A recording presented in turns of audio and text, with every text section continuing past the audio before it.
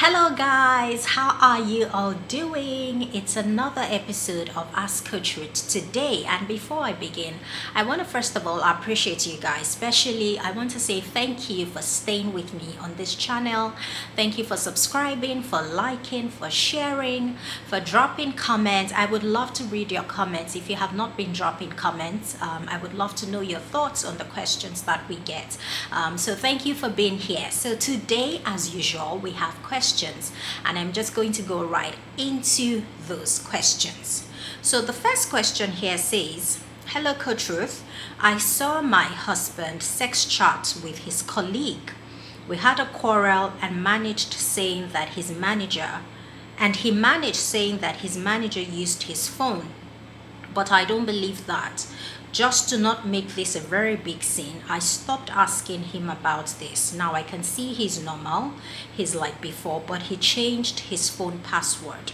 I can't stop suspecting. Whatever he does, I'm suspecting, like watching his phone, staying in the bathroom with his phone. It has become a habit for me to check him always. How do I come out of it? Please help me. It's making me a diseased person.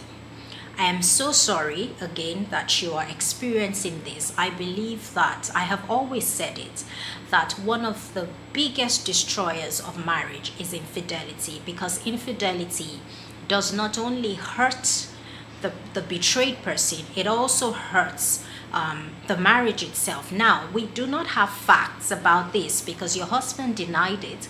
He said it's the manager used this phone, and definitely that is something very, very difficult to believe. I am almost going to say that is a lie, if I'm being honest, because I do not see why your manager in your place of work would take your phone and use it to have a chat with another lady, especially a sex chat. I do not see how that works in a corporate environment. So I would almost say that your husband is denying that he is having an affair, and it's a very painful thing that you have to go through. It's one thing for a spouse to be having an affair, and it's another thing for them to actually deny it.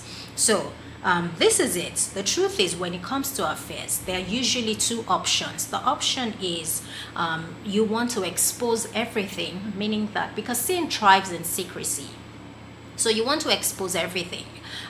You don't want to just keep suffering in silence. You want to make this a challenge. You want to make this an issue in your marriage, and you want to both get help. You want to let him know if affairs is not something that you want to live with. You want to let him know this is not something you're willing to continue to tolerate in your marriage. So in order for you to continue the marriage, you would insist that the two of you have to get help. You have to get counsel. You have to go through a fair recovery program. A fair recovery program exposes everything, and it also helps you to bring the marriage together. It's not an easy thing to do, because usually once trust is broken in a marriage, it's very hard to build that trust back. It is very easy to break our spouse's trust, but it's very hard to build it back. So now you are suspecting, you are paranoid every time, and that's the normal thing. That's the trauma response to what you have seen. You are finding it difficult to trust any of his movements. This is why you cannot just continue like this, because it's going to destroy the marriage eventually. Once there is no trust in the marriage, a solid foundation has been broken. So you want to let him know, if this is something that you're not willing to tolerate, let him know it, that I'm not willing to live in a marriage where there is infidelity, or there is an affair and we're not doing anything about it. So you want to make that clear. The second option is you are actually in a position to leave the marriage if this does not change. Now, I would not say this is the first option. Actually, this is supposed to be the last option, because as believers, we must also remember that we are also called to forgive our spouses. However, forgiveness is not a standalone thing. we do not just forgive, we must also repent. That's change. I mean, we must repent. So there must be a change. So you can't just keep forgiving someone that has an affair and say, oh, I forgive you today, I forgive you tomorrow, and then it happens again, I forgive you. No, there has to be change. There has to be a plan to work on the marriage so that it doesn't happen again.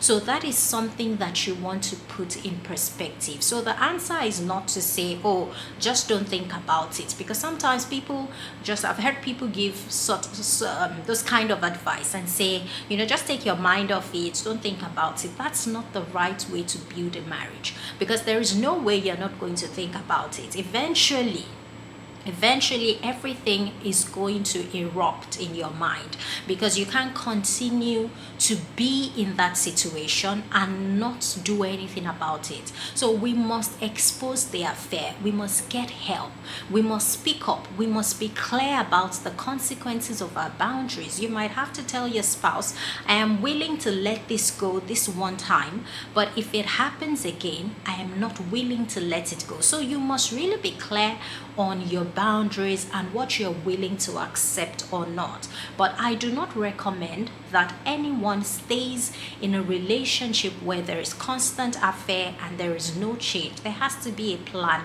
for change to happen. They have to get counsel, they have to get therapy. There has to be something to build trust back. You cannot just build a marriage on lack of trust. The marriage is not going to be sustainable in the long run. So like I said, my advice is you have to weigh the consequences that are involved. If you're going to just stay there, it's not good for your mental health. So that's not what I would recommend. What I would recommend is you want to have a conversation with your husband. Now his phone is passworded. That's even that's a sign that something is wrong. That's a sign that something is wrong. There's so many signs that this is not the truth. He's not being honest with you. So you want to have a conversation with him on what you're willing to accept, and he has to take responsibility to get help. It has to take responsibility to know that this is not acceptable in your marriage. This is not tolerable in your marriage. I pray that you would find the courage. You would find the courage to do this, and you both will get help for your marriage. Yes, so that's the end of the first question today.